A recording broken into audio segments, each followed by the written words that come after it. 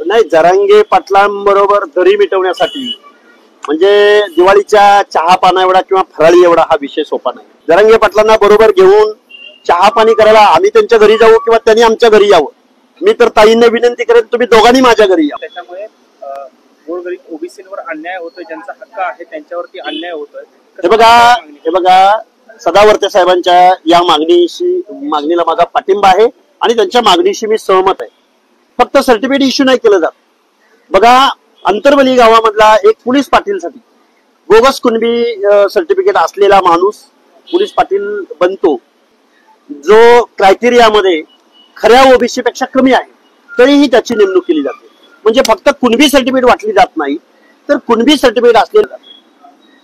हा कुठेतरी मला वाटतं ओबीसीच्या बाबतीमध्ये शासन पुरस्कृत शासनाच्या संरक्षणामध्ये ओबीसीचं आरक्षण, ओबीसीचं प्रतिनिधित्व डावलण्याचा हा प्रयत्न आहे. त्यामुळं डॉक्टर गुणरत्न सदावर्तेंनी जी काही मागणी केलेली आहे त्या मागणीशी आम्ही सहमत आहोत. पंकजा मुंडेंनी साथ घातलेली आहे की आपण दरी मिटवूयात, एकत्र येऊया, कसं आव्हानाकडे कसं पाहताय पंकजा मुंडे? नाही, जरांगे पाटलांबरोबर दरी मिटवण्यासाठी चहा पाना एवढा किंवा फराळी एवढा हा विषय सोपा नाही. आम्हालाही आवडेल. जरांगे पाटील काही माझे वैयक्तिक दुश्मन आहेत का? जरांगे पाटलांना बरोबर घेऊन चहा पाणी करायला आम्ही त्यांच्या घरी जाऊ किंवा त्यांनी आमच्या घरी यावं. तर तुम्ही दोघांनी माझ्या घरी यावं. पण प्रश्न हा चहापान करून किंवा फराळ घेऊन हा प्रश्न सुटणारा नाही. आरक्षणाचं काय, आरक्षण धोरणाचं काय? त्यामुळे मुद्दा संपणार असेल तर निश्चित एकत्र यायला आवडेल. तर जरांगे पाटील ओबीसी मधूनच आम्हाला आरक्षण पाहिजे, ईडब्ल्यूएस आम्हाला नको, की जे मराठा गरजवंतांच्या फायद्याचं आहे ते जर टाळणार असतील आणि महाराष्ट्रामधल्या ओबीसींचा एखादा सरपंच, एखादा पंचायती मेंबर, एखादा नगरसेवक एखादा रंगेच्या मागणीमुळे इथून पुढच्या कालावधीत होणार नसेल तर ताई तुम्हाला हे आवडणार आहे का? प्रश्न हा वैयक्तिक नाही ना, ते कोणाच्या लेखीबाळीचं लग्न आहे का?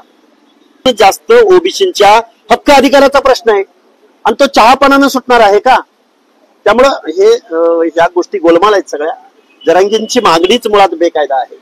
या बेकायदा मागणीला या महाराष्ट्रातला ओबीसी कडाडून विरोध करेल. मुळात मुख्यमंत्री महोदयांनी फलटण मधला कार्यक्रम नाकारायला पाहिजे होता. अशा एवढ्या संवेदन विषयाच्या पार्श्वभूमीवरती एकतर महाराष्ट्रामधला पालक आपल्या मुलीला एखाद्या वसतिगृहामध्ये ठेवावं की नाही ठेवावं, आपल्या मुलीला बसनं वगैरे पाठवावं की न पाठवावं या चिंतेत आहे. डॉक्टर संपदाची आत्महत्या नाही तर डॉक्टर संपदाची हत्या झालेली. का केली, कुणावरती संशयाची सुई आहे, त्याचा तपास झाला पाहिजे ना. तपास होण्या अगोदर तुम्ही क्लीन चिट देणं मला वाटतं हे प्रीमॅच्युअर लक्षण आहे.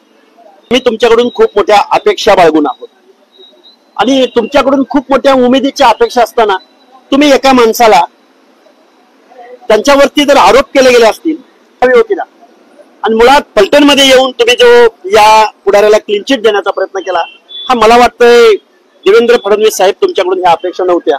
आम्ही तुमच्यावर खूप मोठा विश्वास ठेवून आहोत. कालावधीमध्ये तुम्ही एक चांगलं प्रगल्भ नेतृत्व करणार आहात अशी आमची उमेद आहे.